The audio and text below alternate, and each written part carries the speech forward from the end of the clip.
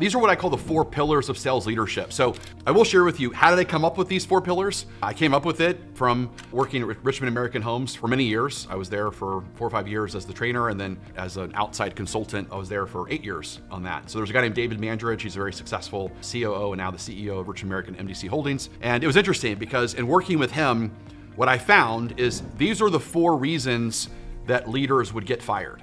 So I basically figured out, okay, well, if these are the 4 reasons why leaders get fired, then how would I start teaching leaders to be masterful at each of these 4 areas so that it wasn't a problem for them anymore? That's what I wanted to do, right? I wanted to help these leaders out to be more successful. And so again, I'll share these 4 with you. Again, each of us are dominant in some. There are others that we need to improve on. This might be a good conversation for you to have with your owner or your boss on having them evaluate you so that you can declare again, what you need to improve on. So again, I'm gonna go pretty fast on these. So the first pillar is the sales pillar. So the sales pillar is that you know the playbook of selling better than the players. I'm talking to sales managers from this example. So for example, right now, if you were to rank yourself as a salesperson, so if you were to draft yourself as a salesperson, would you be number 1 in the draft pick of knowing sales, like knowing the philosophy of sales, the process of sales, the language of sales, the scripting of sales, being able to immediately demonstrate how to perform at a higher level? So on a scale of 1 to 100, 100 meaning that 100% got sales down, you could teach sales for a living. The way that you know this is any of your salespeople, if they ever have a sales challenge, they come to you and ask for, what would you say in this situation? How would you sell through this? You know for a fact that if you were to get in the field right now and you were to start taking over sales calls, you were to start taking over appointments, then your conversion rate would be higher than anyone else. That's what 100 is. Now, if you gave yourself more of an 80 or so, that means that you would obviously be in the top 20%, et cetera, right? So figure out some kind of score for you right now. All right, so this is the first pillar. Again, you got to know the playbook of sales better than the players, right? Why is this so helpful? Well, one of the reasons why it's helpful is in situations that we're in right now.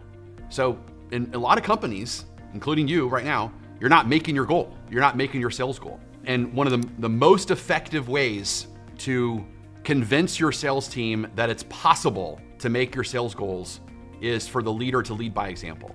That is the single thing that shuts down any sort of negative thinking, any sort of excuses. So if you have a sales team that says, people aren't buying until after the election, or I just can't sell this one-legged, absentee buyer. I just can't, whatever they say. If you say, no problem, I will take the next one and I will demonstrate how to do it. If you can do that and you can demonstrate how to do it and you succeed at doing that, then you immediately change the culture. You immediately demonstrate to them that it's 100% possible. So from an NLP perspective, so again, that's my background, so neuro-linguistic programming, so it's the psychology of high performance and how to get people to be high performers. Whenever you're asking anyone to do anything, whenever they're trying to achieve some sort of goal, some sort of training initiative, some sort of rollout, whatever you're asking them to do, whatever it is, they always ask themselves 2 internal questions. So these 2 internal questions they always ask themselves are, is it possible to do this? And am I capable? Those are the 2 things they're always asked. So is it possible, meaning is anyone else doing this? Is anyone else having a higher conversion rate? Is it possible to have a higher conversion rate? So first we have to sell them that it's possible by giving them examples of other people that are doing it and how are they doing it. Or if there are no examples because the entire sales team is struggling with this, then you as a leader have to jump in and lead from the front. You have to lead from the front lines, just like William Wallace would lead from the front lines in Braveheart. You have to lead from the front. You have to lead by example. That's the way, that's what this is. So first is it possible? And again, you do that by showing examples of other people or leading by example. And the second question people ask themselves is, am I capable? Am I capable of actually learning this or doing this or thinking differently about this? And that comes from your coaching. That comes from you teaching them how to do that, which we're gonna 100% show you how to coach through those types of scenarios in this course. Okay, so that's the first one, the sales pillar. The second one is the leadership pillar. So leadership, again, it's how to set and sustain the structure and standards of a winning team. So this is all about the disciplines. This is all about how to lead a successful sales meeting that people want to attend, right? So how excited are people with your meetings? Do they leave feeling certain and hopeful and excited and fulfilled, or do they dread the meetings? Okay, so that's structure. The structure of your onboarding, the structure of your hiring, the non-negotiables that you have. the culture that you have, the daily huddles that you create. So what are those disciplines? What is that structure that you do? Your ability to set the climate and the culture. So climate is what happens when you're there. So right now I'm trying to create, my vision is to create a climate of hope today, a climate of gravitas, a climate of certainty, a climate that you leave feeling like you got value out of today. Like that's the climate. The climate is what you do in the moment. So the climate of your sales meeting, the climate of your huddles, etc. The culture is what happens behind the boss's back. So if your goal is to create a climate of certainty, a climate of purpose, a climate of patience, a climate of perseverance, whatever that climate is you're trying to create in those sales meetings, then what's the staying power when you're not supervising it? When you're not around, how does the climate change? Does it stay with that patience and presence and purposefulness and certainty? Does it stay with that, or is it different? And if it's different, then you're effective at creating the climate you want, but the culture is what we need to work on. So what happens behind the boss's back is the culture. So I don't know if you've ever been a part of this kind of culture, but I always think this is kind of funny, right? Back when I was selling, if the CEO was in town, the manager would send out a little memo that says, hey, the owner and the CEO are going to be in town. Why was I told that as a salesperson? And that's be different, right? So what they're saying is, hey, the version of you, of who you are when the boss is not around and I'm around and I'm running the show as your manager, as your division president, as your leader, I'm allowing you to do things that the company doesn't allow. And so I need you to be opposite of that. I need you to do what the company's wanting you to do, what the company expects you to do, not what I expect you to do, because the company has higher standards for you than I do. And so I need you to fake it while they're here and be a poser, be different. I want you to lie, don't have integrity, lie to everyone that you're different. That's what I want you to do. So that's the culture. So a great culture, the culture that you obviously want, is that whenever your owner and CEO and division president, whenever they evaluate, whenever they listen to your recordings, your secret shops, any of those things, you should be proud. Hey, yeah, randomly show up to anyone. Like anytime you want to show up, anytime you want to listen to a meeting, anytime you want to ask them anything, like I'm not afraid, like I'm totally fine with it. And if you have no fear and you know that they can inspect you at any time, then obviously that's the culture that you want. That's the culture that you're striving for.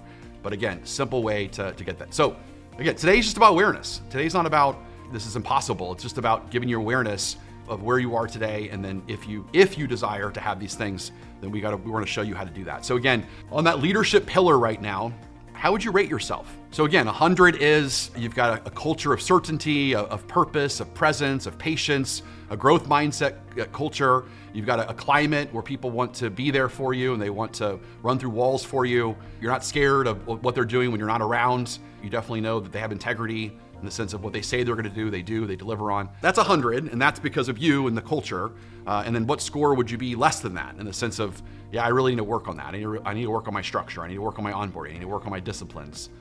Definitely need to improve on that. Okay, next one. So the coaching pillar. Okay, so the coaching pillar is different than leadership. So think of leadership again as more of like the disciplines. It's more of like the culture. It's more of like the structure, the systems, like all that's kind of the leadership piece to create that climate and that culture. Coaching is that individual conversation that you have with the salesperson, with the employee. It's how can you remove the leashes that are holding the salesperson back? That's that. So how is that different than the sales pillar? Well, the sales pillar is just the subject matter expert. That's what the sales pillar is. It just means that you know what you're talking about. Like you have the subject matter expertise in order to coach something from. But what's interesting is you could actually be a coach and have no expertise in what you're coaching on, and you could technically coach a person to a higher level of consciousness. You could get them to see things differently. And that's really what coaching is, right? Coaching is how can I get you to see things differently? How can I change your current consciousness? Because the way that you are seeing things today is holding you back. And if I can change how you see things about this, then I can then give you a new behavior, a new process, a new script. But coaching is understanding from their point of view, why are they seeing the things the way they see it? And how can I get you to see things differently, say things differently, and do different things in order for you to have a different result?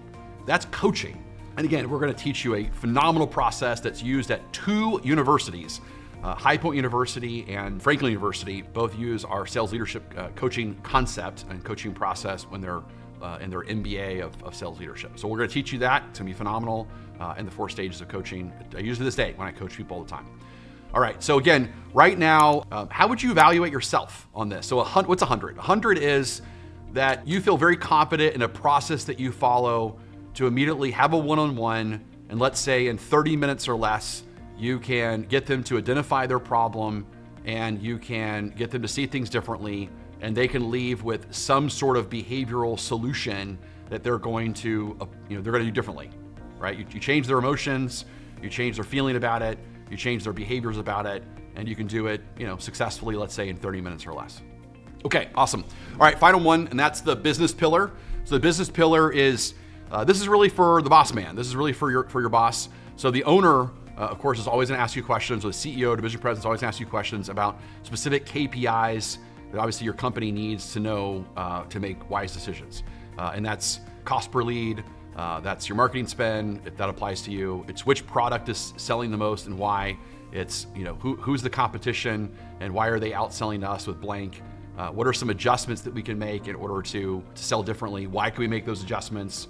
So actually giving real good KPI data on what we need to do in order to achieve our goals so that the owner can make wise decisions. So again, it's about analyzing the competition. It's about analyzing yourself. It's about figuring out a cost of this lead, the cost of marketing, and again, be able to give that intel to our bosses so they can make different decisions on what they need to make. So if we want to change out product, we got to be able to do that. We got to give the right information in order to be able to make those decisions. So again, when I started this session I said, hey, what I've learned through coaching people is a sales manager gets hired because they're strong at one of these 4, or they're strong at 2 of these 4. They get fired and they get replaced because they don't improve the one that's the weakest. And again, I saw this over and over again in this one organization, that if the climate wasn't good and people had lots of turnover, then all of a sudden, we would notice that person struggled with leadership. And so of course they would go in, they would fire that sales manager, they would go find a more, culturally, improved leader. And then all of a sudden, sales performance would go down, or they struggled with coaching, or they didn't know their numbers very well. And so again, same thing. And there was just this constant, turnover in sales leadership because, the owner of the company was always replacing the leader with the one pillar that the previous leader didn't have. And so when I noticed this, I started saying, hey, why don't we just start proactively teaching all 4 pillars to every leader, knowing that obviously they're going to be dominant at a few of them, and they need to improve the other ones. And that's the secret. We were able to do that, and it made a huge difference by breaking it down into these 4. So again, if you were to rank yourself on the ones that you feel like you have in the bag based upon my definitions today, you might change that based upon what you learn throughout the process. But if you were to kind of rank them in the sense of the one you feel like is your dominant in order to the one that you need to improve on, how would you evaluate yourself